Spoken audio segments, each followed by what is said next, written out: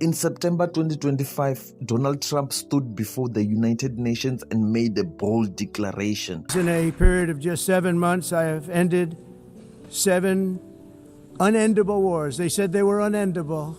You're never going to get them solved. Some were going for 31 years, 2 of them, 31, think of it, 31 years. One was 36 years. One was 28 years.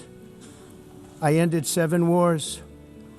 And in all cases, they were raging with countless thousands of people being killed. I ended 7 wars, dealt with the leaders of each and every one of these countries, and never even received a phone call from the United Nations offering to help in finalizing the deal. All I got from the United Nations was an escalator that on the way up stopped right in the middle. 7 conflicts across multiple continents, supposedly resolved through his leadership. It's a sweeping claim, but what are these 7 wars? What role did Trump actually play? And most importantly, what is the reality on the ground today? This video examines each of the 7 conflicts one by one, separating Trump's narrative from the facts. Number 1, Israel versus Iran. The first conflict Trump cites is the confrontation between Israel and Iran. In mid-2025, tensions spiked into open hostilities with Israeli strikes and Iranian retaliation. Trump ordered US airstrikes on Iranian nuclear facilities, and shortly after, he announced what he called a complete and total ceasefire. According to Trump, his pressure forced both sides to step back. But independent reporting shows that while fighting did pause, no binding peace deal was reached. Israel and Iran remain bitter adversaries, and the underlying conflict is unresolved. So while there was a temporary halt in violence, calling it the end of a war is a bit of an exaggeration. Number 2, India versus Pakistan. Next, Trump points to the long-running tension between India and Pakistan, focused on Kashmir. In early 2025, exchanges of fire and heightened rhetoric raised fears of escalation. Trump claims he personally intervened, speaking to both sides and brokering calm. Pakistan publicly thanked him for his involvement. India, however, downplayed his role, insisting the situation was being managed directly. What followed was not a peace treaty, but rather a cooling of immediate tensions. Kashmir remains contested, and clashes continue to flare up.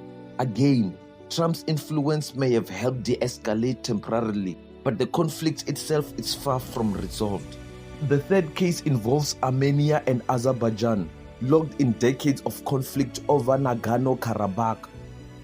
In August 2025, leaders from both countries signed a joint declaration in Washington. He claimed this marked the end of their war.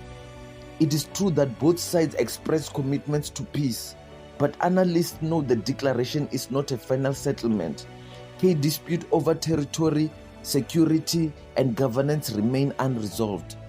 The Washington Agreement is better described as a step in negotiations, not the end of a war. Trump's fourth example is the conflict between Democratic Republic of Congo and Rwanda. For years, these neighbors have accused each other of supporting armed groups contributing to violence in eastern Congo. In mid-2025, Trump hosted talks and announced an accord between the two governments. Yet crucially, major rebel groups such as M23 were not part of the agreement. Violence in eastern Congo continued after the deal, with hundreds killed. This shows the limit of leader-to-leader accord in a conflict driven by non-state actors. The agreement exists on paper, but the war itself persists. The fifth conflict Trump highlights is the border dispute between Thailand and Cambodia. These two Southeast Asian neighbors have clashed intermittently for years over disputed territory. In 2025, Trump claimed to use trade leverage to force a ceasefire. It is accurate that fighting slowed, but experts caution that these are border skirmishes rather than a full-scale war.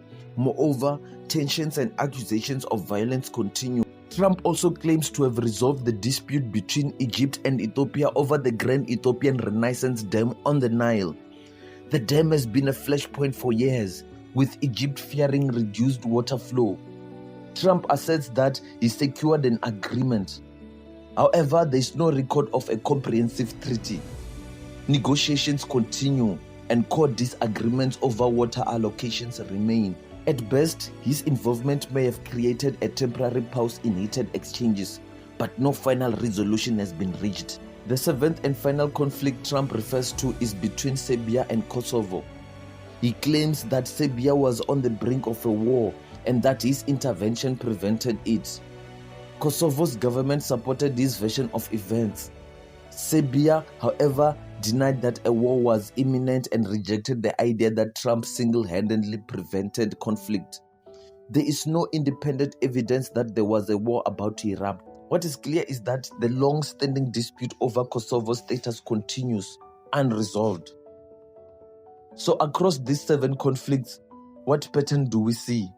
In most cases, Trump's role was limited to mediation, pressure, or symbolic agreements. In some, like Armenia and Azerbaijan, his involvement coincided with a notable diplomatic step. In others, such as DRC and Rwanda, violence continued almost immediately after deals were announced. Several of the so-called wars were not full-scale conflicts but rather disputes or tensions. None of them has been comprehensively resolved. Donald Trump's claim that he ended 7 wars is, at best, an exaggeration. His actions may have influenced temporary ceasefire or produced symbolic agreements, but in no case can we say that a war has been conclusively ended. Conflicts like Israel and Iran, India and Pakistan, or Egypt and Ethiopia remain unresolved. Others like Congo and Rwanda continue to cause immense suffering despite signed accords. So when Trump declares he ended 7 wars, the truth is more complicated. Diplomacy is not the same as resolution, and temporary pauses are not permanent peace. Understanding this distinction is vital when judging the record of any leader who claims to have solved global conflict. Wise in a period of just 7 months, I have ended 7 unendable wars. They said they were unendable. You're never going to get them solved. Some were going for 31 years, 2 of them, 31, think of it, 31 years. One was 36 years. One was 28 years. I ended 7 wars. And in all cases, they were raging with countless thousands of people being killed. I ended 7 wars, dealt with the leaders of each and every one of these countries, and never even received a phone call from the United Nations offering to help in finalizing the deal. All I got from the United Nations was an escalator that on the way up stopped right in the middle.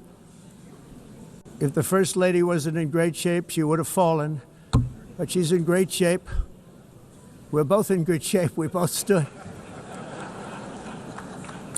And then a teleprompter that didn't work.